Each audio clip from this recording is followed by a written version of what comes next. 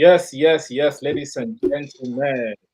Welcome back to ROP, a podcast where we discuss all things EPL, but from the perspective of our teams, Arsenal, Manchester United, and today we've got Chelsea represented as well. Please press like button, subscribe if you're yet to do so. Before we start the episode today, please, if your new signing scored a goal this weekend, please can you raise your hand? Let's see something. Okay. If your team smashed their opposition 5 goals and above, please raise your hand. Let me see something. Let's just put it there. I hope if your own player is yet to score a goal this season, raise your hand. Let us raise your hand. I hope when we smash, you'll be ready to do it. You're gonna have to keep the same energy all through the season. Yeah, thank you.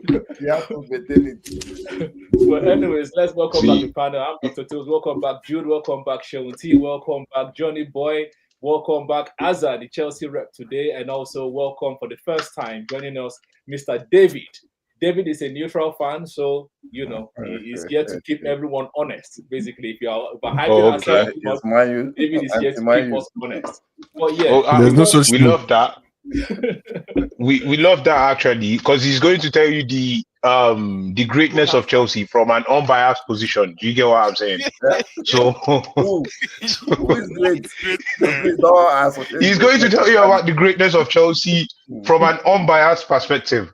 So I love when we've got someone here that doesn't support no one. I love that. Now, new season, big developments. Okay. I love that very much. Since you're already talking the big boy talk, let's start with Chelsea now. Chelsea, you guys smashed West Ham. You guys smashed West Ham. Is it 5-0 or 5-1? 5-1. 5-1. Yeah. How did it feel for you, man? What's your reaction to the game? Let's start from there. My reaction to the game is the fact that for me, I'll be real. We were still a bit rusty. We just had that chance because West Ham are a bit rusty as well. They are still trying to find their feet as well. So for us, that alone, that actually helped us. But altogether, I don't think we did well. But for me, I feel like we can do better compared to, like, if you compare it to the previous performances that we've been having recently. This is not up to the standard, but it was good enough to get you off. It was good enough to get you to get us up and running. So yeah. I'll take it. Our champions became rusty. I love that question actually, because this is what happens when for example, you're not in that particular competition that we won, so you had enough time for preseason. By the way, nobody even know. Maybe they called Liverpool; they were not available, and then they managed to pick you guys. Now we won Champions League. Yeah, well, how many we won years Champions ago League. How many years ago? That was 4 years ago or 5 years ago. Yeah, and this is 2025 now. That's not me doing the criteria. That is down to the people that organized it. That is down to the people that organized it, and they felt like, out of the Premier League clubs, Chelsea are there. They've won it. They know us now. They can't call us now. You get what I'm saying? Yeah. So they have to call Chelsea since Liverpool are not there as well. So, and we took it. We went there, and don't tell me it's stupid teams, because we saw Al Hilal knock out Man City. No, nobody's saying that. Teams knock out good teams. You are world champion. So I'm not. No. This is now. If you want to have a good team, you have to do the attacking and defending. So as I'm attacking, let me defend. You get what I'm saying?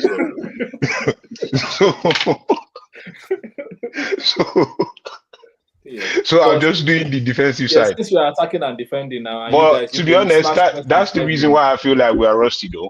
I feel like a lot of games and a lot of little time to rest, to be honest. We're saying in the last episode, we said that Chelsea are wearing world champions on their chest. Surely the world is bigger than England. For the next 4 years. Yes, exactly. For the next 4 years. Yeah, the world is bigger than England now. So surely we should be winning the Premier League, I think.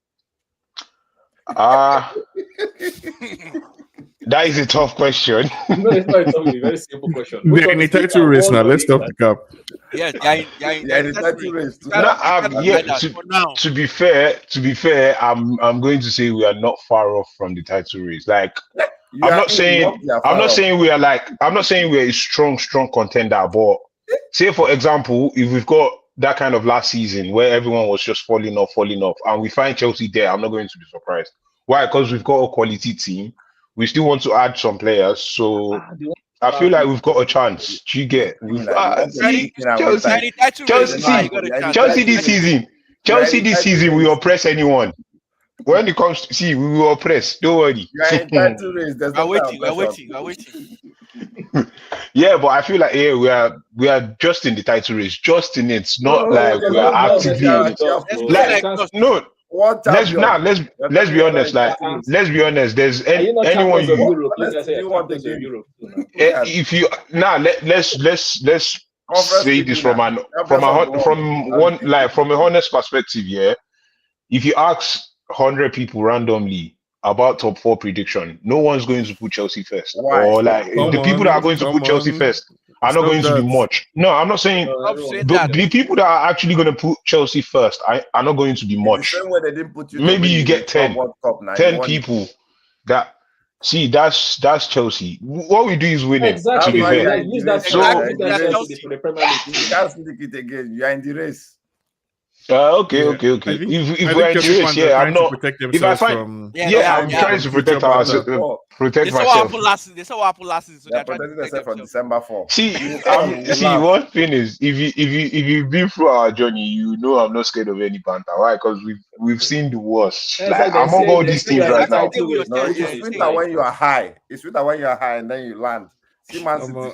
I don't know if anybody has seen the worst like the way we are seeing the worst right now, man. No. My excuses. We'll get there. We'll get there. The only problem that you people used to do is you bring only me as a Chelsea fan. You face me alone. I don't have a partner. Like Dr. Toes now, you've got Johnny Boy beside you. Jude has got I'm always ready. I'm always ready. Odds are always against Chelsea. So Man said is neutral. With a big Manchester United jersey. Chelsea. When I had Chelsea, I'm neutral. I gave you 3 points last season so that you can qualify for top 4. I'm neutral.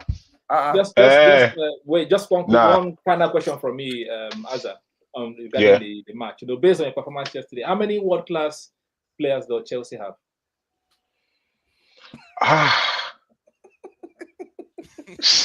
That is tough as well. Like, because if we put it like Rhys James, you guys will say Rhys James. Rhys James is, if he's fit, we all know he's world class. Okay. Nah, I'm not going to say he's world class. Like world class. 100%. 100%. Okay. Who again? João Pedro. He's getting to that level. Like I don't really see like. Yeah, I was going to say Cucurella is world class. Yeah. Okay, so that's 4. Cucurella is world class. Potentially João Pedro. So that's 5. What does João Pedro could be another? Copama is not yet in. Okay, but what does world class mean? You want to stretch it. You are ready to stretch it. If João Pedro is world class, then world class does not mean anything now. No, he said it's all. No, I'm not. I didn't say he's world class. I didn't say he's world class. It's not almost world class either. He could be in that conversation. Like if you give him months at Chelsea, he could be in that conversation of world class players. Huh? Only months to become a world class player. I'm not saying if you give him time, he can be in that like conversation. Exactly. So 4.5 players. You have 4.5 world-class players. So you should definitely be in the title race then. Like you should have more chest. How many? Now, if we're in the title race, I'm not surprised. But if we are not in the title race as well, I'm not surprised because we are. One thing about us, we are building. Do you get what I'm saying? We are building. You need to pick a music that you want to dance to. Yeah. Wait. Okay. The neutral man is the one firing. I love that. Are you going to be in the title race? Or you are not going to be in the title race. Let's know. How do you field 4 world-class players every week and you say you're not in the title race? Then somebody has to go. When you say look, this makes it easier. 11 minus 4. No. That's 7, maybe 7. Yeah, so you've got 7 players. less players. So 4 people. How do you want them to lift a team of 11? But you guys say Arsenal have no world-class player, and you're putting them in. How many world-class this is players according to to title contenders team? Title contenders. Wait, let's face Arsenal. You people say, how many world-class players have Arsenal we got? have 0. You people say we have 0 world-class Based players. on my standard, I would say none. So we have none. Why? What? Why? What? What's right to I you? grew up on Johnny Boy, what are you trying to tell us? I grew up Current standards or old standards? Huh? The standard I grew up with them, Zidane standard. There's no world class player now. Declan Rice is world class. Wow. He's not world class. He's not. Declan Rice is not world class. And you don't classify Raya as world class. Nah, come on, bro. Raya doesn't even start first. No offense. That's true. Jude, I will remember this. I will remember this. Raya is there now. Raya, you should give Raya that now. I think you gotta give him, but I'm not giving him world class.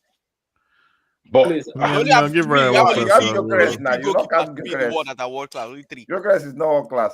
Look, if your striker did not score today, you should before we enter Arsenal, I mean, we can. I just want to round up on Chelsea. If we're looking at 4, I love that 4 world-class prospects out of 11. Yeah, I don't think many teams in the world that have been powerful teams, have had that number and not gone on to be successful. To win. We are world champions. So if you have 4 world-class players, then you should be able to world throw champions. your hat in the ring and say, "Oh, we are contenders." Exactly. Okay, we are in the title race. Let me put it that way. Let me put it out there. Finally. Okay, you just see. Okay, we are in the title race. So it's all about if Arsenal doesn't slip up. Be confident that you win the league. With I've got that confidence. I've got that confidence. So yeah, I'm going to say we're in the title race. Yeah. I think where Chelsea would fall short is their defense. In my opinion, your two centre backs aren't really they are not. They are not. And they are still up front. I know João Pedro looks like he's bright, but last thing he was doing was playing for Brighton. I expect him to have like proper patches and end up with 12 goals in total in the season. So a hot streak here and there where he scores 3 in a row, 4 in a row. But all in all, I think Chelsea would likely end up shoots for the Stars end up at like the moon, basically top 4. I don't see them like actually winning. So the quick question, my own is just to pick Azaz's brain because I've not seen him all summer. So I just want to ask one more question. You guys want to sell Nicolas Jackson, Nico Jackson, and João Pedro? Who is better for Chelsea? João Pedro, no, the person that's playing now. You are not picking my brain. You are whining me. You are whining me. Nicolas Jackson scored like 16 goals.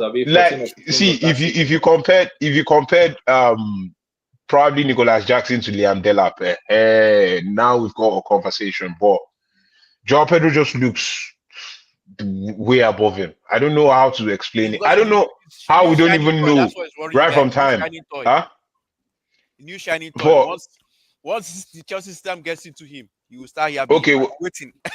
I'm not saying the Chelsea system can't get into him, but I'm just saying the both of them, him and Jackson, on the level of like whatever they offer, he's better than Jackson. He shoots better. His link-up play is actually better, which is one of Jackson's strongest points last season. Because we were not really talking about the goals. We were talking about his link-up play, the way he brings players in, and all these things. That was his main point, strong point last season. And João Pedro does it better than him. And shooting is better. Scoring is better. If it was Liam Delap, now we have a conversation. Because apart from shooting, which is Liam Delap's strong points, the other things that Jackson can actually do for the team, I don't think Liam Delap can do it for the team. So it's a case where if we had signed just Delap, I'm not confident that he's going to put Jackson on the bench.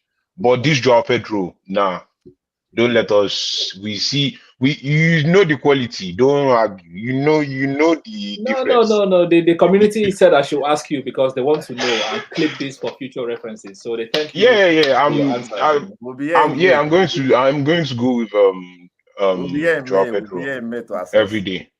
Okay. Every day, João Pedro all day. All right. So coming to another London team that smoked their opposition 5-0. I'll start with you because you're an Arsenal hater. Like, what do you think about the performance when you saw Gyökeres score? The performance, to be fair, the performance was dominant. Like, Arsenal actually dominated the part. I don't like Arsenal, but that doesn't mean I won't say the truth. So the performance was dominant. Arsenal were actually sharper. Then having Gyökeres as well, I feel like it helps because, to be fair, in that game, it's not like he saw all the chances in the world. He just saw a few, and that's what you need from the striker. Out of the few that you get, converts one out of nothing, and that his first goal was like getting a chance out of nothing. So yeah, you people look a lot like more serious this season. So this season, I'm actually scared of Arsenal. Like scared. Last season you were one scared. This season you're two scared. Okay. Last season I was one scared, but this season now I'm proper scared. With what I can see from Zubimendi, with what I'm seeing from Gyökeres, with what I'm seeing, like altogether, what I saw this weekend, Arsenal are there. If you don't win it this season, sack Arteta. If you don't win it this season, I'm a Chelsea fan. I'm not going to like Arsenal winning it, but if you don't win it, sack Arteta. Okay. So before I come to Johnny Boy as well, the neutral man, what did you think? Comparing Chelsea's game and then Arsenal's game, like what did you think overall, Mr. David? Okay, so I'll just take it from Seun's feedback and then Azar's feedback, and then I'll answer your question. So, I agree with Seun. Chelsea will most definitely shoot for the sun and then fall somewhere, on the way side. Top 4, top 5, maybe. And I'm also going to base it on some historical play here. You have a coach who has progressive play from the goal kick and the goalkeeping position to the midfield, but tends to allow his attackers freestyle. Use their initiative, use their intuition in front. And this is the third season.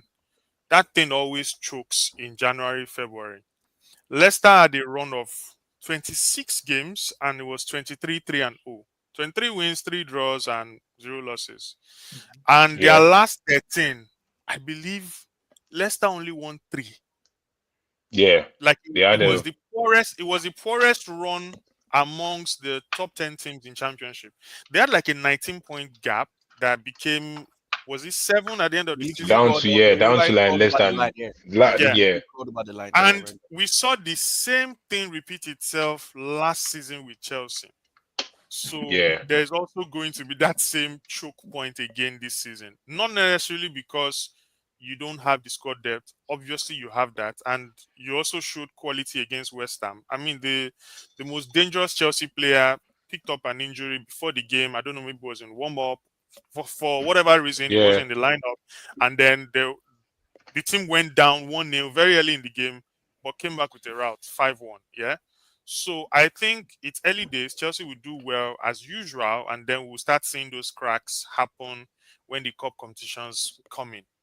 Yeah, I just to agree with Seun on that. And then the other thing you said about the attacking players that your team brought in, Pedro and Liam Delap and Jackson. I think Pedro is one of those players that strike me as people who started in creative positions. People who started as not the number 9, not the ST, but the CF. So players who can play with different people. So they bring other people into the play. And for that, even when he gets to his bad patch, they can just ship him to the left wing or ship him to the right wing, add him to the squad depth. So he's a player that we would get to see more of. And I think he fits into the Chelsea play. But eventually you're going to need somebody like Delap, who brings you what a traditional number 9 gives. Jackson is not as good a playmaker or a team player like Pedro, and he's not as good a striker as Liam Delap. So I support your decision to ship him off. Okay, but I also agree with Seun that at the end of the season, Pedro won't be that main number 9. it will give you double-digit goals, maybe double-digit assists, 12, 11, and that would be a good season. And you find that would probably be his average numbers till his days in your club is over. I'm sorry to say. The player of the potential to give you more goals will be the proper number 9. Number 9, yeah. Will be the proper Delap. I mean, historically, your team is not the team where number 9s do well. I'm sorry to say. Only Drogba. Only Drogba. And Costa. Yeah, please. Diego Costa. And Costa, yeah. Those two are the only ones who have ever, since 2003, ever finished the season with more than 30 goals. I don't mean 30 goals in the league. I mean 30 goals in all competition. All competitions, yeah. Diego Costa did it twice. Nobody else. So that's also proof that you shouldn't expect so much from your strikers. Yeah. But I will leave it there. Now to your game, and then to Arsenal's game. I think I said something during the week to Dr. Toes and I think Johnny Boy. Arsenal made signings in key positions that it would take time for that team to come together. And I will not judge their performance based on the game against Leeds. Neither will I judge Chelsea's performance on the game with West Ham. Against West Ham, yeah. Are prime relegation candidates. They are not serious contenders for anything. I don't see any of those two teams finishing above 14th. So I'm not going to judge you. I mean, you collected your 3 points. That's fine. Run it again next week. Let's see you play against tougher oppositions, and and then we can then compare. On Gyökeres, the first goal he scored against Leeds, he won't get that goal against any team in the top 8. I'm sorry to say. It looks like I'm being tough on him, but I don't see him getting that goal against proper defenders. And this is not to rub the Leeds team, down or anything. It was a good goal, but it was a goal that looked like everything was helping him. Like there was some angel just pushing the ball into the path, and then he was touching everybody, and then he still got it out. I get that he's hungry. He's a new guy. He wanted to score, wanted to prove everybody wrong. But that first half, he looked like he was trying too hard. He looked like he was trying too much to prove people wrong. And I'm glad he worked for him. Hopefully, we'll see a much relaxed guy, a much better guy. But let's just say, let me just say, let's see next weekend for Arsenal and Chelsea. I will not judge them by the teams they played this weekend. Yeah, it was same opinion I had last week when everybody was praising Man City for beating Wolves. Wolves are another prime candidate for relegation. If you look at the caliber of players that they lost in the transfer window, I knew that. I mean, Wolves has always been escaping this for the past 3 years. They're losing everybody, and then the final 9 games of every season, you just see them become prime Madrid or something, taking points everybody, and then they will just stay again in the league, and you'll be like, you guys are just delaying the inevitable. This club will go down. I think financial issues, I don't know what the problem is with them, but I'm expecting Wolves to go down. So I wasn't going to judge Man City's performance by Wolves. And we saw the caliber of the Man City team, over the weekend. And it was fun to watch. Like you said, when you've built your house and it's so big and you're making fun of everybody, the day it comes down, we'll also be here to, to share the fun. So that's my own take on Arsenal's game. That's my take on Chelsea's game. It's too early. I felt like Arsenal, I didn't finish Arsenal's match, but I felt like they scored against the run of play. And once they scored, the floodgates just opened and they scored 1, 2, 3, 4, 5. So I feel like I definitely agree that you can't judge against Leeds. That game against Liverpool, I think, would be if you guys win, you have to put respect on Arsenal and this system. Because I said it last game that I do feel like Arteta is changing Arsenal style of play. By bringing in Zubimendi, by bringing in Gyökeres, you're not going to play the same exact way, and it might cost you guys in some other way. So we'll see how it plays out for Arsenal. But yeah, I think you shouldn't take so much from beating Leeds basically at home. Also at the Emirates, it should be expected. Please take too much. We can't even win our own. Please take too much and be happy. Be happy. No, I'm with you guys on that one. I'm not taking too much to the Leeds game, like you said, Dave. their relegation team, and I understand that. But I was just happy because Gyökeres got a goal, so I'm hoping that will give him confidence, maybe for the Liverpool game, because goals, as a striker, it's like your confidence booster. So that your next game is Liverpool. Yeah, our next game is Liverpool. If you don't beat anybody, if you can't beat Leeds 5, is it Liverpool you want? If you beat Leeds, but it's good for him to score because last week he was the meme on the internet. Everybody was mocking him, so it's good that he scored. So now it's going to boost his confidence. And I was happy with Mendy's performance as well. Then good luck. We have Eze now. I think Eze being in the building brought some good feeling. Eze signing too brought some good feeling in the club because everybody in the club was happy. So that was added. That was added to it as well.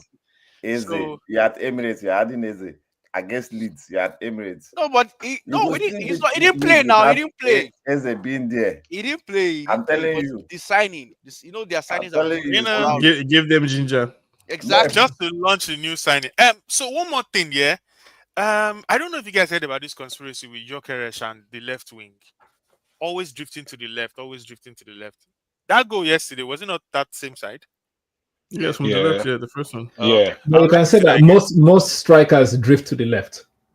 So right-footed strikers, maybe. Yes, right-footed strikers. They mostly drift to the left. So yeah, we'll I like get to that against Liverpool though. No, you see it against Liverpool. I was saying all the hatred from. I left, but I was still watching.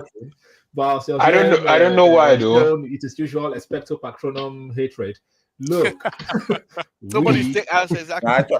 We are going to smoke Liverpool. You heard it here first. We are going to beat them for the first time at Anfield. We are beating them. Yes, Saka might be injured. Yes, what you might call it. Odegaard. Shoulder will be back. But Eze is around. You understand? The king is around. We call us set piece FC. We are going to go set piece FC times 2 because any set piece, any free kick near their box, Eze is slamming it to the back of the net. You understand? If they beat Newcastle, they'll beat you guys.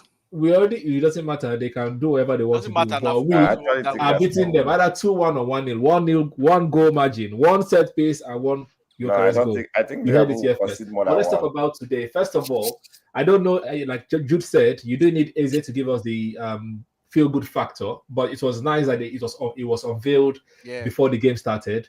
So that to give that extra boost at the Emirates, the fans were up for it, everyone was up for it, because even in the first half, we did not play well in the first half. Let's be honest, right? We didn't play well in the first half. Yes, we scored the set piece goal by Timber, best right back in the league, by the way, not Reece James. And second half we came out and we decided to smoke them, so. We can't complain too much. Everything is written in his style. Wait. Did you just call Timber the best right back in the league? Who else? Who else? Who is the right back in the league? Wait, is he? Wait, are you talking about Nigeria Premier League or the same? Answer the same English Premier League. Who is the best right back in the league? Is it Dalo? Who? Is it Frimpong? Is it Frimpong? Wait, are you asking a Chelsea fan with Reece James that same question? Is it Reece James or Malo Gusto? Wait, are you asking a Chelsea fan with Reece James in his team? That same question. That's it. Yes. This is the reason why people don't want Arsenal to win. You are talking about now. You haven't won. Of 3 years ago. You haven't won in the last 2 years. You haven't won, and you're confident enough to say Timber is the best right back in this league. Best right back in this league. Don't worry. This is not.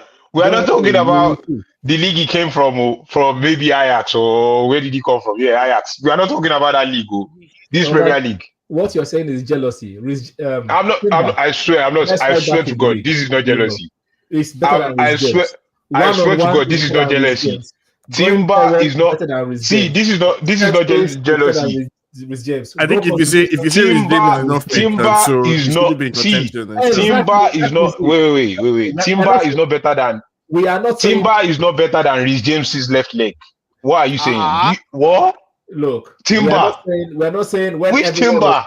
The same Timber. Wait, the same Timber that went to for Arsenal. The same Reece James that went. Wait. The same Timber that went to for Arsenal. that came from Ajax. Oh, I say you will win the league now. You've averaged James. Say you will win the league. Wait. No. This is not about. No. This is not about. No, this is not about winning the league. This is not about winning the league. What I heard is what I'm trying to tackle. No, but Timber is better than which Rhys James? All you're doing is all called gallivanting. Tell us why Rhys James is better than Timber. I just told you everything. Set piece, going forward, coming back. Why are you doing like this? He was a better player. He's a better player right now. He's still a better player.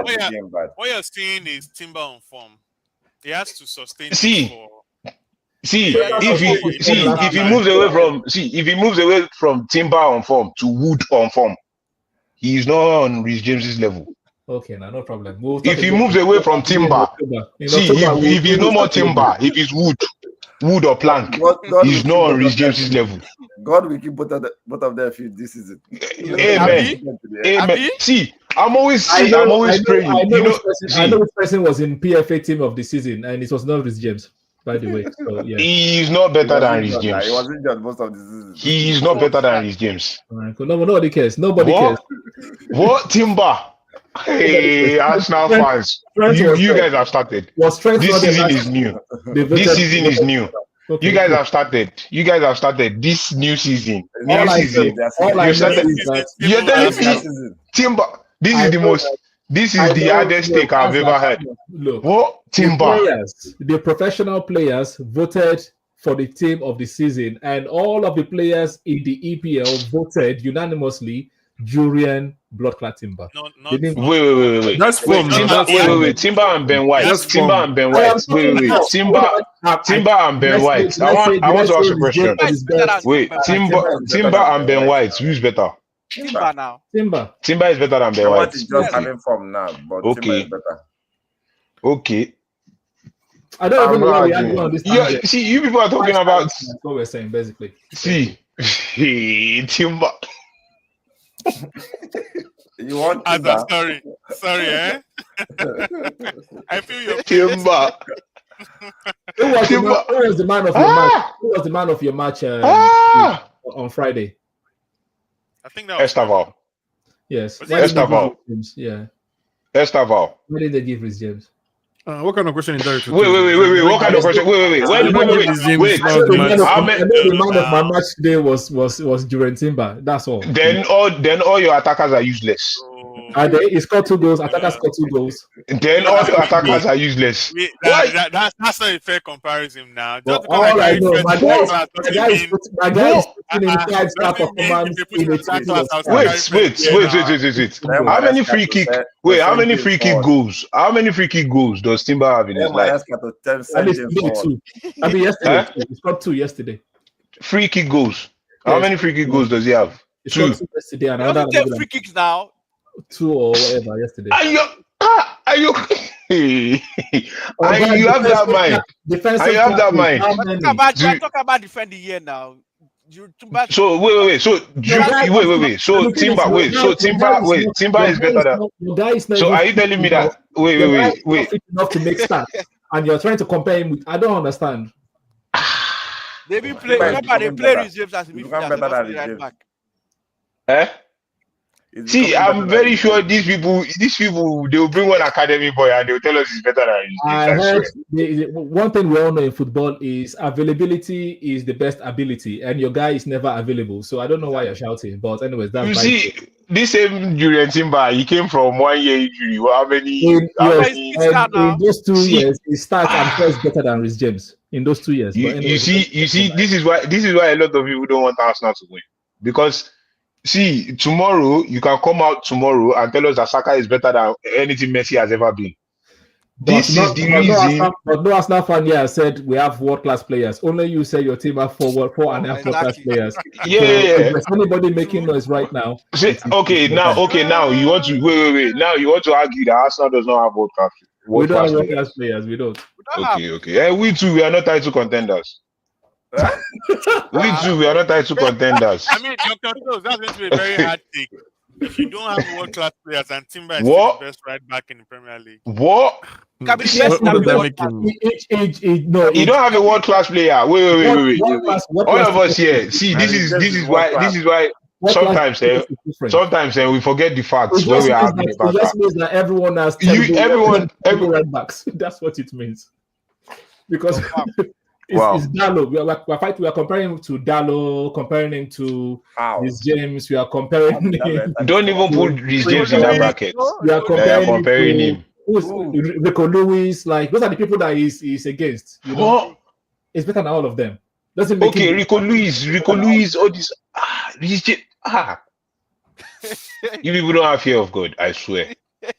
This is just pure brutal. Like, how am I going to say it? This is just pure brutality. There's no fear of God in that statement. What? Upcoming world class Max Dalman, you understand? Rhys James is better than Dallo. Don't worry, it's better than Dallo. Don't be triggered. Don't be triggered. Dallo. That is better than Dallo.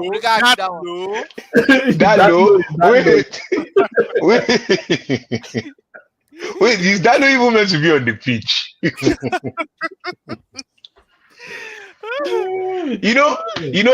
Fulham's goal today. He's the biggest cause of that goal. He could have done something better. He was trying to turn. Thank you. He was trying to do one skillful turn at the edge of the box. What was Euro doing as well too? What? Euro, when the ball came into Euro has done his beats. Ball has gotten to Dallo. Out to him. So the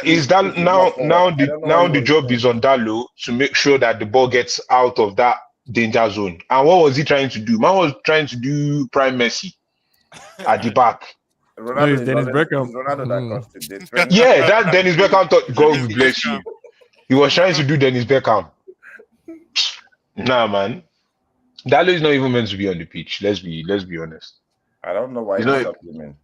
It was just he's not meant to be on the pitch. Obviously, Diallo was tired. United fans, let's go to United since we already entered United. Please, who is going to be sacked first? David Moyes or Ruben Amorim? David Moyes. David Moyes. Graham Potter. I was thinking West Ham. Apologies. Graham Potter or Ruben Amorim. Who is going to be? I think Potter, Maresca, then Amorim.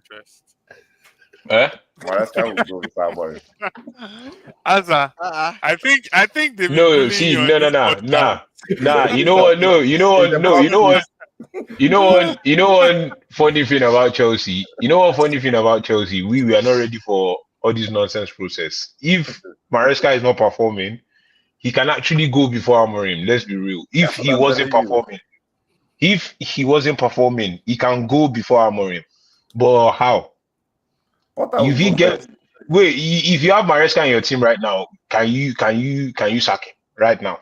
In my team, Maresca will probably do better than what Amorim is doing. Yes, no, that's the problem. You do better than what? So how is he going to get sacked before? He's not my best option, but he will do better than what Amorim is doing. What's your best option? My best option. Just forget. When we want to win, I will give them. You don't want to win now. They're not ready to win. But I'm tired of having hopes. I don't know. I don't know why everything is not just working for Amorim at that Manchester United, because it's not about him. I think he needs to understand the strength of his players. Because why did you sign a striker and then the next match you are benching him? So that's about him now. That's about him then. That's the manager making a choice that is costing us. That's what I'm saying. Like, why is he doing that choice? What's the essence of a striker? Or the striker is bought for 80 million or 90 million. We are going to have another Hojlund again, sitting on the bench. When he comes in, there's no confidence. You need to boys. You can also argue that he's trying to embed the guy into the team, like let him learn the system and all of that. Ease him into the system. And because Zexi was also on the bench. He didn't bring we gave him an excuse last season that he did not have preseason. He did not start league. We went. I'm talking about the striker. Only 7 wins. How many wins? Not the coach, the player. This Now one, he has that was diseases. Amorim. Now we're talking With about player DTS. that don't have diseases. Jude is having PTSD. That's what's happening. Player who have diseases. Because it's like every new season rebuilding. Yeah. I don't understand the architect that drafted you people's plan. That's why Marcus Rashford left. He was tired of rebuilding. It's like, how many more years? You know, which bricklayer you people were employing? Yeah, rebuilding. You're not even sure what the They just structure scored is the again. goal and went to relax. I thought they had the 3 points in the But bag. they did not score the goal. They it's own goal. You have to. And it was a you have to foul. be And it was a correct, foul. please. Put that. It was a Yeah, foul, it was a foul. Yeah, it was a foul because It was a foul Euro now. pushed Pushed him Calvin now. Bassey. Yeah, The referee he pushed don't him. blow for foul now, so your judgment is not final. It was a And goal. that's been another major talking point. Yeah, this match week. I think ultimately the best performance were the referees. I'm not sure any game went without one or two controversial moments. Yes, some score lines were, very, very clear that there's a Arsenal's one was onside. fine. There was no controversy in the Arsenal game. Sure, was that okay? No, there was none. I think the major controversial games were the City and Spurs game, and I think United's game. Today that City game was all over. Yeah, Haaland should have been gone. definitely. Straight red for that tackle. James Trafford handled the ball outside the box. It should have been gone. Van de Ven. Even the Man U game, all of the set pieces was like there should have been some yellow cards and things in there. But the truth about in the Premier League, I think most fans know that the refs are not good. So you should try and win the games without the referees. That's the best thing to do because we all know that it's hard to do that. It's hard to do that. You see the top 9 of one of the contenders lunging with that type of tackle and he doesn't get red carded. That red card would have just repeated Tottenham Man City scoreline from last season because with 11 men they still got 2. All right, and then if that red card happened, that would have been under 4-0. And you want Pep to enter the market. To be honest, I Pep has never been far from the market. To be honest, my friend is working. Everybody should win on the August. He's like a chain store manager. Always, it's like order replacement and then restocking. That's what everybody should win until after August 31st. Then they can start losing. So that nobody can enter market. I'm beginning to lean towards the conspiracy that the league is intentionally, trying to create talking points around refereeing decisions. And then you look at it, why VR came into play. Why on earth did they create a show for referees? Yeah. Because fans were saying that referees don't explain what is going on. So, but the thing they should have, although Howard Webb, they bring out Howard Webb to explain. So I guess they're trying to say, oh, we are actually being accountable. We don't want to do post-match conference, but we're going to have a show on TV explaining the decisions from the point of view of the referees and things like that. The issue that they're not consistent. That's the problem. They are not consistent. Yeah. That's the issue we have. Like, it will be a foul in one game and another game is not a foul. That's exactly. Just take a look at today's game. The penalty that was awarded to United is even very good that it was the same player now. It was the same Calvin Bassey. Yeah. He was the one that the foul was given against for the penalty. Yeah. And then when he was fouled in the box for United's goal, the referee turned a blind eye. And then you now have the benefit of video replay. Yeah. There was that time when we used to say, oh, the referee didn't see it in replay or it happened in real time. I remember 2010 World Cup, Germany, England, that rocket of a shot that Lampard took. It was so fast we all didn't see it in real time, but the replay showed us that it was really a goal. And we're all saying, oh, look, that thing was too fast, But the referee has the benefit of a replay. He will be able to make better decisions. But we are seeing that replay now. Yeah, they say it's not clear and obvious. It's not clear and obvious. So, like, he literally, what do you want again? He literally pushed him. It's not using something to hit him on the back. I'm leaning towards the conspiracy that they want us talking about it. If the weekend comes in and all you have is the scoreline, the victors will just celebrate their teams. The ones who lose will lick their wounds. But they want neutrals to also have something to talk about. That's what I now feel. So you celebrate, yay, you lose, or and then there's another team saying, oh, if the referee had not given this, or the referee had given this, it just maybe that's what they want to do. Maybe they want to sell controversy. Maybe it's now Big Brother England. It can also be my control. Let me put on some control. What's it called now? Conspiracy theory in there. It could also be that because Man United people were complaining too much last week against Arsenal about the goal they considered. They were like, okay, you guys are doing the same thing now. See, we didn't penalize you. It could also be something like that. You know, because they always try to make up for their mistake in the next week. That's what they do. Anyway, they make this week, they'll correct next week, and that's how they keep doing week after week. Last week, Fulham did it. Your weakest point is your goalkeeper is a weak link. That goal we scored was a clean goal. You saw the same thing happen this week. They kept on targeting him. Fulham kept on targeting him. Yeah. He's your weak link. That's why they're signing a new striker. I'll be a new goalkeeper now because your keeper is not Sabi. But you know that Onana is going to punch that ball. You know, Onana would have done better in that situation. Which one? Against Arsenal and against Fulham. They go for Fulham. They go for Fulham. I agree. But seeing Luke Shaw there, but Fulham, I can't really blame the goalkeeper because he died. No, he could have come out. He could have come out too. How? But seeing Luke Shaw, I just believe that repeat of Tottenham final will just happen between Onana and Luke Shaw. So Luke Shaw was the last man there. He can never be trusted. I feel like the keeper had time to run out at that guy. If he had come out, that guy would have been confused on how to play the ball. He probably would have been a 50-50 chance. But he didn't. The reaction was so slow for me. But I don't blame the keeper. I'm just saying he could have done that. The goal against Arsenal, if you say Onana will punch that ball, we saw it last season. So he might punch inside the post. You're right. He might punch he will not jump like somebody trying to do something good and end up landing in the net. So I don't agree with Onana doing better. My problem with Man U is the same thing, scoring.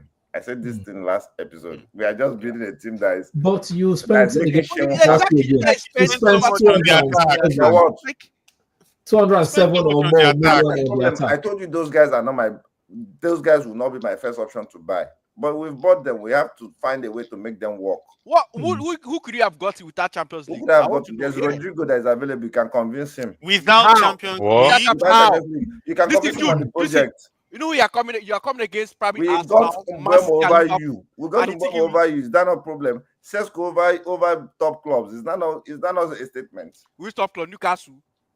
Let me hear what. Please, when did you get to Mbeumo over us now? Please, I need to hear the corrections. Like when was Arsenal made for Mbeumo? They'll make Cunha to do the whole work, but there's nobody for him to give the ball to score. Nobody opening up. Mbeumo is always on the wing, staying there and waiting for a pass. That's how he plays. The goal that that Dalot considered, Mbeumo also had a hand. He did not drop back. Mbeumo, according to you now, according to your perspective, Mbeumo and Amad Diallo, who would have played the left wing better? Today, I felt they should have removed Mbeumo instead of Amad, or switch him to the other side and let Amad play on that attack on that side. For me today, against Arsenal, he was better. I feel like his energy is 1.5. He plays one game. Next game, we expect half. He needs to go Mbeumo. So Kuya gave us performance against Arsenal. He gave us performance today, but there's nobody. One of the issues that we are having now is that Bruno Fernandes. Indirectly, our midfield is leaking, but nobody's seeing it. Boys, your highest goal scorer. Like, how will you bench the highest goal scorer? But they're playing him deep. But for seasons, they're playing him deep now. He's far away from goal. Yeah, it's not going to be easy. He's not that. He's far away from his best position. He's not a person that locates, distributes ball like Casemiro distributes, but Casemiro does not have energy to do the dirty work. So we are looking for a player that has like combination of two. Either you are a player that can do the dirty work and do box to box, or you're a player that can distribute and do the dirty work. Bruno is not that. Bruno is just like, pass to me, let me get the ball and try and move forward. And then in the process, we lose the ball. There's nobody, just Casemiro. Fulham would have would have taken chances in the middle, but they were like probably scared that we were mounting pressure. I think a better team would probably have won Man U today. For me, Man U were just toothless. They were just biting, backing, and there was no bite. Can we say that your manager is still experimenting at this experimenting?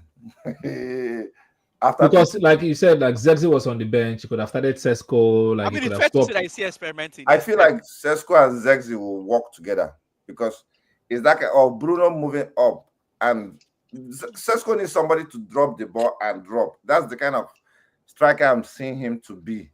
Like, drop the ball and then I'll open up and drop. Even cross, they can't even find him. Like, what are we not doing in training? Your goal, like I said last episode, your goal should be to let's locate the striker. Let our striker start scoring. Forget those.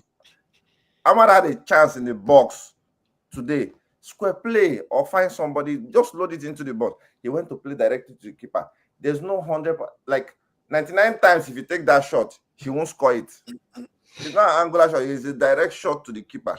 Put the ball in the middle of the box. Let them bundle it. There are many people in the box.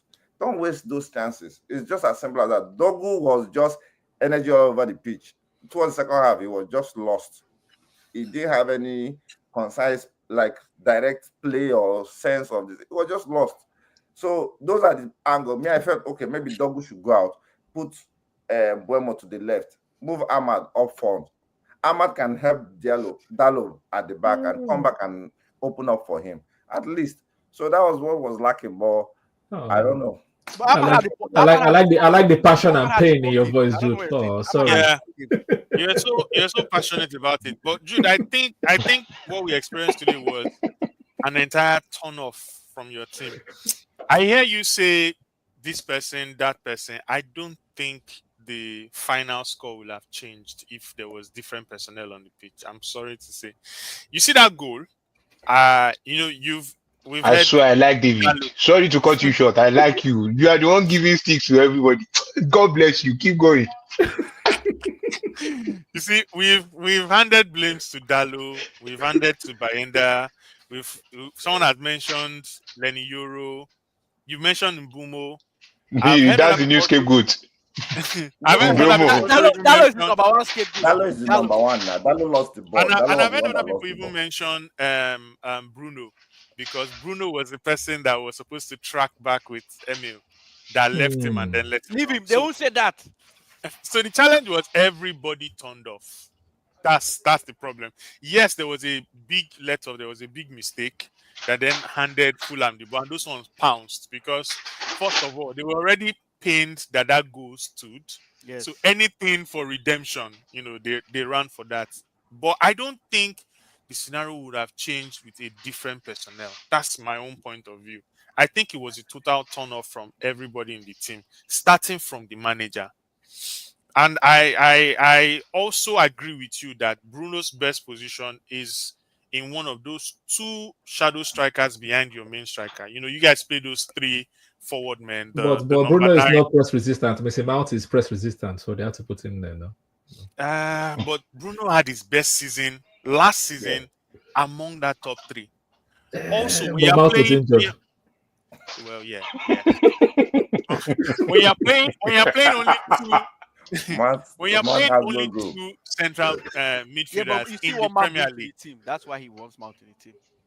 When you're playing energy to do the runs when you're playing two central midfielders in this Premier League era, you are either playing them very deep as ball but winners. I feel like if you now think about moving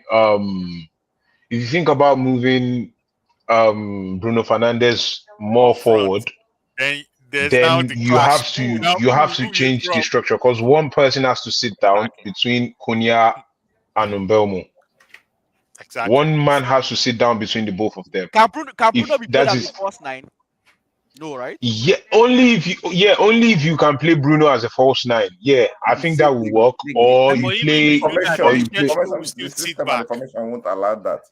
But but Amorim's system doesn't even favor a false nine. There's no way a false nine can play. Only if he wants to start thinking, just like the likes of Pep, where they can just think about, okay, let me make this a false nine thing, and they start to adapt to that style. But I don't think Amorim is known for being able to switch his style of play or adapt to certain things according to what he has around him. He's a straight 3-4-3 manager with nothing else. Just give me everything I need for that 3-4-3, and we'll be good. That is the way I see Amorim. Let's hear from Sheon, because I'm sure Sheon, he always backs the manager. I don't know if he's backing this manager. Please, before Sheon goes, I think, and also speak on the captaincy. Penandes missing penalty. Penandes. I think my challenge is in that the two-man midfield, the two central midfielders. I think for this system to work, they have to be, one ball winner or destroyer or whatever you call it, and one box-to-box person. I think that's why they try to buy Baliba. It can't be Bruno can be in that too. Bruno can be in that too. I just see Manchester United's midfield. To be honest, with that Baliba, I just see a massive change if they can get Baliba and they pair him with that Kobe Mino. So where do you I just see some. Which is exactly what I'm saying. One destroyer and one box this is where one person has to drop for Bruno. So either Cunha or Mbeumo. I like what you said. Because if you look at it there, if you look at it this way, with Baliba, you know what you are getting: full energy, pure legs. He can go, he can come back. And with Mino brings that calmness to the team. So he's a person that potentially, if he gets to the top of his game, he's a person that can actually dictate the tempo of a game. So if you have someone like Mino that can dictate the tempo of a game, and you have Baliba that will win anything in front of him, then somebody has to drop. I'm not saying. Now, what I'm saying is, I'm not saying Mino is the best option at this time. But if you look at the caliber of players that you people have right now, he's more of a ball player than Ugarte. He's more of a ball player than Casemiro. He's more of a ball player than. So you need an actual ball player in that midfield that can keep things ticking. The team with him being a ball player, you need energy. That is what you. Baleba moves forward. So when Baleba moves forward and loses the ball, Mino cannot be defended. How offensive is Baleba, though? I think Baleba is more defensive. It's not that much offensive, but he's like a box-to-box. In the current he's a box-to-box player. The way our gameplay is and our team is, he's gonna be carried away in such a way that he's not like Caicedo. He's not going to sit back most of the time doing the dirty work. He's probably going to be involved moving forward and forgetting himself a few times. Yeah, he's not a he's not a pure DM. If you think about it that way, he's not a pure DM. So Man U he has the energy to come back. Let me ask you guys something, because the rumors I saw today were that Etihad or something like that is offering about 80 million for Fernandes. So will you guys take the money for him? We should take it. Reverse or increase the or ask them to increase the price. Because I agree with what Asa said, that your best midfield might be somewhere like a Baliba and Mino. I'm serious. Bruno is not going to progress in this position right now that he's playing. We're going to end up having the same Garnacho situation. Sell Garnacho to Napoli. I was saying it in January. Sell him. They did not agree. Now we are begging him to leave. Bruno's time is like, okay, it's done. The only thing that will save him is a new manager or a new style of play. You're not going to bench Cunha. Tell him to sit down. Bruno is better up there than Cunha, because with him we can guarantee shots to lead to goal or something at that point. But with the ball work and those moves that Cunha does is not there. That's where the problem Bruno has. But sitting there distributing, Bruno will not do the distribution. Bruno is not strong at marking. He's only going to pass to the next person that's going to cause calamity. Doesn't have the strength to track. That's going to cause calamity for us. So cash the 80 million or 100 million and let's tell him thank you.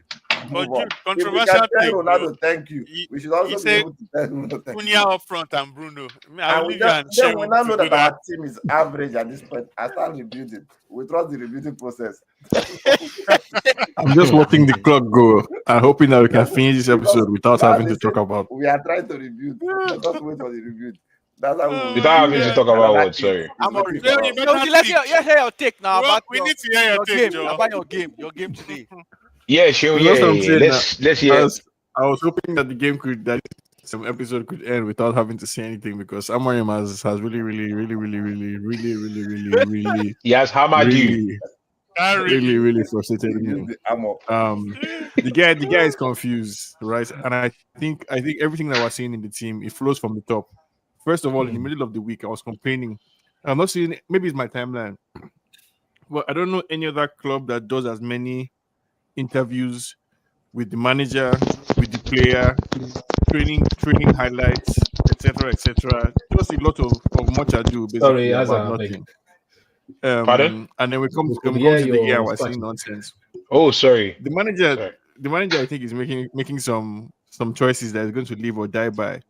This midfield of Casemiro and Bruno, what are you doing, right? Casemiro, under no circumstances, Casemiro the person you're building your season on. So why are you starting him two games in a row? Like, what kind of message are you sending? Yeah. Right? Like, what are you trying to say? What are you trying to prove? And then you have a striker that we just brought for however many millions of pounds, and you're choosing to play Mason Mount and Cunha and Mbeumo. Granted, Mason Mount gives you pressing, but at what cost, right? Is that what we want to play? Are we here to score goals? I think at the core, this Amorim system, playing three center backs, like passing the ball from Euro to Luke Shaw, because for me, that's what killed the game. The fact that you're putting the responsibility on creativity on either Luke Shaw or Lenny Euro. So if they don't drive forward into midfield, the ball is not getting anywhere. And that's a fundamental flaw of this guy's system. So whether you bring in Baleba or whether you bring in anybody, right? Baleba will help us because it's good if the ball manages to get to the front. I like what I'm seeing from Cunha and Mbeumo. If somehow we can get the ball over the midfield to the front and it sticks for a few minutes, these guys can create something. So maybe Baleba will be useful in maintaining pressure, but fundamentally, this Amorim system, I think, is still a problem. Like, what are we doing in midfield? So, if as a manager, I could see that Bruno, the fact that Bruno finished this match 90 minutes, I think is criminal, right? Because I don't know what Amorim is looking at, what game he's watching, where he thinks that Bruno deserved to finish that match. He should have subbed him. Like, Bruno is a good player. He shouldn't be the captain, in my opinion, because he's too emotional. Like, he had from before the penalty, he was arguing with everybody, arguing with Dogu, shouting at this one, that one, because referee touched you by mistake. Yeah, that was strange. That was strange. He started doing he does too much. So like the bottom line for Amorim, and you can see it in his face. You can see Amorim when they interview before the game, he says it's hard to make a selection. Yeah. Now the guy looks like somebody that the pressure basically is weighing heavily on him. So at the end of Burnley, and because the way this thing has gone now, we can't take any joy from Burnley because you're jumping to Burnley. You're playing Grimsby in the middle of the week now. You have to face Grimsby FC first. All this guys, even if you beat them, that much, So that much from down. This in all of my life, I've never wanted to watch any second round of a Carabao Cup before, but thanks to Man United finishing 15th, I now know that actually Premier League team can play second round. At least you can use that game to stack pad. You can use that. Play Sesko, let them start scoring goals, and that game is meaningless. Play and experiment with all these things you're saying. We might as well forfeit the game. Because it's a lose-lose. If we lose, it's a scandal. If we win, it doesn't mean anything because it's Grimsby. No, it means you move to the next round of the Carabao Cup now. You guys would like to win the trophy because you can't spend all this money and not win a trophy. So you guys have to. We are fine. We didn't win last season. We are fine. No, I mean left to me, there's still money to spend now. Right, left to me. Last week you said that you saw style of play, you enjoyed the progression of the ball. Today, is it still the same feeling or no? So there is the manager has a responsibility, right, to maintain the standard. He made some choices today that I think affects the way the team plays. So we started well, 20 minutes, but because our captain is too emotional, basically, once he started to lose his head, everybody lost their head, basically. And if not for Delete, Lenny Yora and Luke Shaw, right? Our defenders basically carried us throughout this game. Our goalkeeper, I don't understand what's happening with Bayende, honestly. Like what we saw today. They targeted. You don't have to. You don't need to have a problem with Bayende. Why? Because if you were not buying someone else, then I will have a problem with Bayende. But now you want to buy someone else. So it's just a matter of the problem. So with, yeah, the it's just problem it's so right now. It's just a matter of let Bayende do what he can do till the main keeper comes in. As I even buying that person is not guaranteeing us anything. The problem is not because it's going to be the same. It's going to be the same merry-go-round. Johnny Boy, quick question for Johnny Boy. Yeah. You know, Johnny Boy, do you think that United are playing like a bottom half of the table team? You know, at home they are strong, away from home they're all over the place because that's how worse than that. Because we're not strong at home even. If you notice, nobody's actually scared of United, and that's why I keep on going, alluding to the fact that nobody's scared. See the way Fulham, like David said, the moment Fulham considered that goal, they saw the injustice and they took it on. Like they took the game to United, and United were shook. You could literally see. You said Dallo lost the ball. Dallo lost the ball because he was shook. That's why he lost the ball. No, because he was trying to be skillful. He was trying to be skillful. The pressure makes you do stupid things. That's what happens. He wasn't under pressure. He put himself on as he took a dumb touch. He tried to control the ball and open himself up into one kind of space. Like who knew what the hell he was trying to? Nah, man. Nobody's actually scared of United. That's one thing I noticed. Nobody's like even balling next weekend. You'll see. I feel like you see that Bolly is not going to give confidence or to sit down. They'll probably take the game to United next week. Watch. We're gonna see that. Please, we are spending almost 50 minutes on United. Please, let's talk about Tottenham, Manchester City. Like, is Pep's time? How many minutes we spend on United now? I was just saying, like the first 40 minutes or so was on everything but United, which is good. I'm not complaining. I think Dr. Toes, like I posted in the group chat, I said Tottenham just loves Manchester. It doesn't matter whether it's City or United, as long as it's that city they call Manchester, they love it. So it doesn't matter. Mm-hmm. I think I even said it I think that's why I went for a draw. My prediction was a draw, and most of you guys went. They will add Arsenal to the list because I said it that Tottenham for some reason I don't know. Whenever they hear City or see City, like there's a different spirit that comes upon them. The thing about Tottenham that is paining me is that they have a manager, Thomas Frank. We're seeing the difference. Yeah, because Amorim is asking us to reinvent the wheel. Amorim is asking us to invent a new type of football that requires like every single aspect of the pitch to be working in sync and to be. He has done something that Amorim hasn't done in 8 months. He has done back to back. Amorim has yet to do back to back. Relax, back to back is not hard. It's not hard. Are you sure? It's not hard. It's Amorim that's making it look hard. No, but let's not miss the point that Sheo just raised. Thomas Frank has done something very, very important, and he has have a new manager bounce, and United now have new manager bounce. Okay, I don't think where is our bounce? Where is our bounce at least? We see bounce now. Are we? If he just new manager bounce, where is our own bounce now? Where the bounce? I mean, he has worked with what he has, and the new resources that he's been given, and he has notched up back-to-back wins. His preseason wasn't bad as well.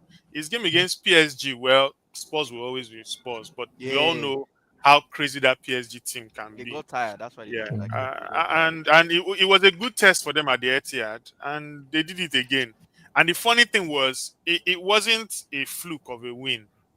I mean, yes, Mamouche could have settled that game as early as the 30th minute. But the moment they took that lead, they didn't take their foot off the gas. Second half was as you were. They kept on pounding, and they looked like the team to get the third or fourth goal. And it's only a matter of time before we see Pep with scratches again and blood all over his head. No, that's what I was trying to ask. Like, Asa, are you scared of Pep this season? No. No. Yeah, all right, cool. No. I think at all. Man City's I just feel like in one way or the other, the weakest link, their defense. Yeah. But you can bypass their midfield. You are good. Their defense is really. Pep is And in that's why if you title notice race, what but you're not Tottenham in was title doing, race, and you're Tottenham not was scared of pressing their somebody in defenders. title That's race. what they were doing. They Huh? were pressing their defenders. Pep is I'm in not title scared. race. Nah, this is just this is the same thing we are saying about Tottenham and City. We know Tottenham are not in the title race, but when they face City, it's a different story. Actually, So that's the same case with me. Like I'm not scared of Pep, I to be will put fair. Tottenham ahead of you in the title race this season. Who? I'll put Tottenham ahead of you. Uh-uh. The reason why is because Thomas That's a Frank bold has call, more knowledge of the league. All those other competitions, I don't expect them to do great. But you see that league, that the game against Bournemouth will tell me where they will go far, how far they will go. Who? Chelsea? No, Tottenham. Chelsea is going to fall. Just forget Chelsea. Chelsea is just driving on the Champions. Okay. No, remember, Okay. Kopama is yet to come. Kopama is world class. He will come. Kopama. Like, he'll start Okay. goals, all of this. I'll remind you. No, you know I don't forget things. I'll remind you. See, even Man U might be ahead of you this season. That's a bold take right there. Please, let's clip that. Dude, that's Oteka. What I said. Oteka. I mean, Oteka wants to take again. No, but I actually think Thomas Frank's a good league manager with the experience in the league and having more younger, energetic players. So should we be saying Tottenham will be in top 4 race then? It wasn't my prediction this thing. I said I'll give them. You asked me who would I remove? I said Chelsea is who I would remove. Okay. I think Tottenham for me they're in top. I'll put them top. I'll put them top 4, top 5. That's where I'll give top 4 is much. I don't think you know what top 4 is. You haven't been in top 4 in how many years, so you don't know what top 4 is. Wow. Don't worry. I don't need to be. Don't worry. Wow. Wow. You're going that low. That low. It's like you want us to switch the hate that we have for Arsenal to you. You see where you end. To us. No. See, people have always hated Chelsea. So new person coming into it. Nobody hates you now. Odds have always been against Chelsea. Don't let us deny. No, we all love Chelsea. We want them to be in the title race. You don't know that Chelsea is in Sweden for Premier League. Of all choices for who to win, Chelsea is the best and safest choice because that's the most banter neutral choice. Nobody knows Chelsea fan from anywhere. The ones that are making are from far. Okay. So if Liverpool win, it go pain us. If Arsenal win, all hell will break loose, basically. But if Chelsea wins, no, the old life. But okay, now are you trying to say if Chelsea win, it looks like a normal thing? Chelsea so can't we don't win. really. No. Okay. I'm saying that Okay. Chelsea fans, nobody really hates Chelsea. No, me, I hate Chelsea. I will say it now. I hate Chelsea. They're your heavy rival. That's why I hate Chelsea. And what even making me hate Chelsea more is following this useless boy Azza on TikTok.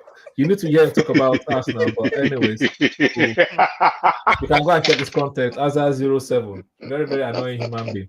But anyways, we're here. We are here. They are not winning anything. Okay, so now it's because of me. Now, if we are in the title race, we are not ready to put. We will put you and Pep because you spent more money than everyone in the last 2 or 3 seasons. So surely, and we've made more money than everyone. Man United are building. How many buildings?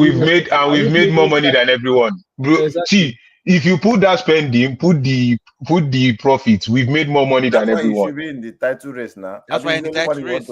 You have Gittins, you have Estabal. Remember, they see Simons is coming in because all Chelsea just waiting for is to get rid of some players. They've already signed the guy.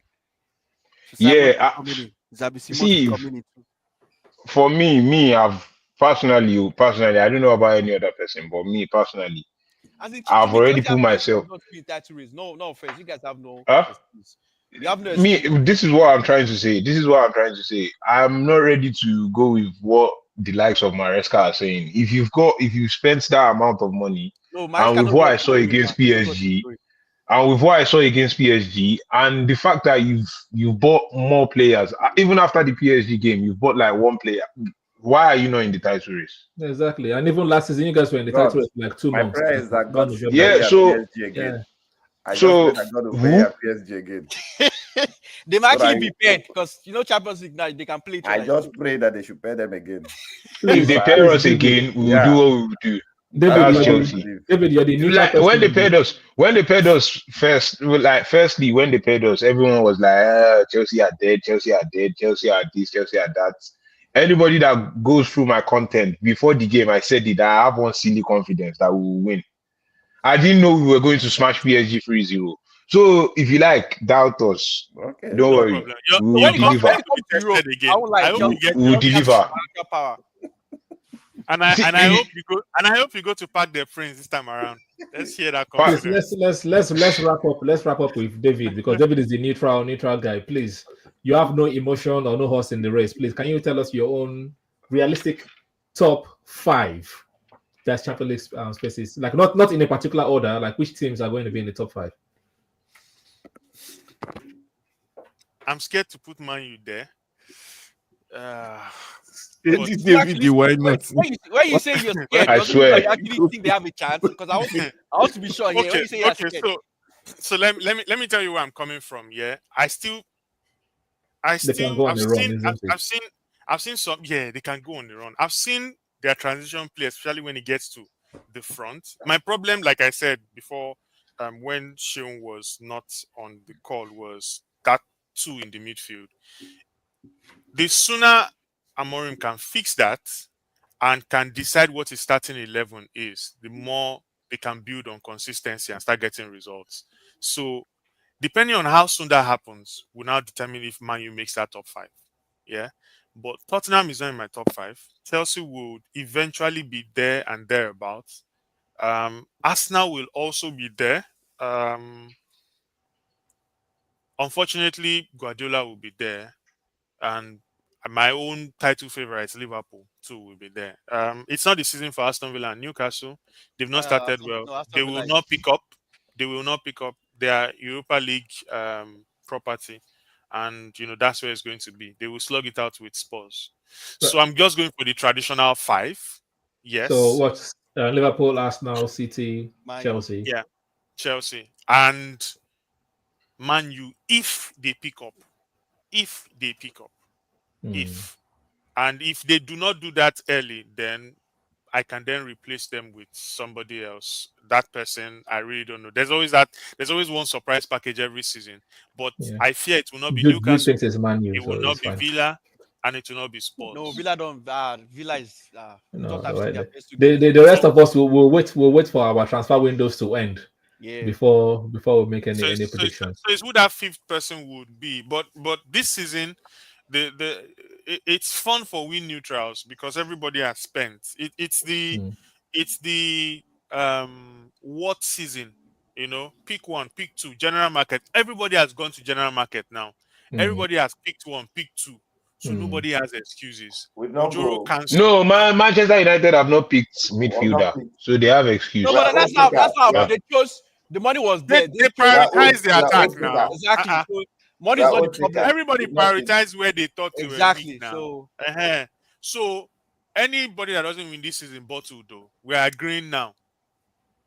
Whether you bottle your own from August or you bottle your own from September or you wait till April to bottle your own. Anybody that doesn't win this season, now bottle. Everybody now bottle. Because I look at Liverpool now. You won league and then you loaded. Chelsea won Club World Cup and then they loaded. Arsenal. Point of correction. We've loaded before the winning. We've loaded before we won the Club and then World you Cup. still loaded after.